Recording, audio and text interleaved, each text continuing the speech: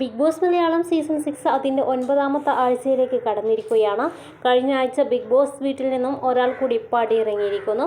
ഗബ്രിയാണ് big boss വീട് വിട്ടിറങ്ങിയ ആ മത്സരാർത്ഥി. ബിഗ് ബോസ് കിരീടം ചൂടാൻ ആർക്കാണ് കൂടുതൽ സാധ്യത എന്നതിനെക്കുറിച്ച് സംസാരിക്കുകയാണ് ഗബ്രി ഇപ്പോൾ. ജാസ്മിൻ അല്ലെങ്കിൽ ജിൻഡോ ബിഗ് ബോസ് വിജയിയാകുമെന്നാണ് ഗബ്രി പറയുന്നത്.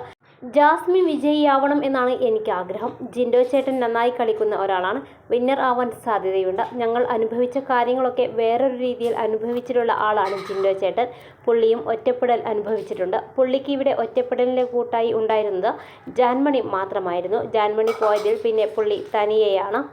അതുകൊണ്ട് തന്നെ ജിൻഡോ ചേട്ടൻ വിന്നറാവാൻ സാധ്യതയുണ്ട്. എന്നാലും എനിക്ക് താല്പര്യം ജാസ്മിനാണ്. എന്നാൽ ജിൻഡോ ചേട്ടൻ ആയാലും കുഴപ്പമില്ല.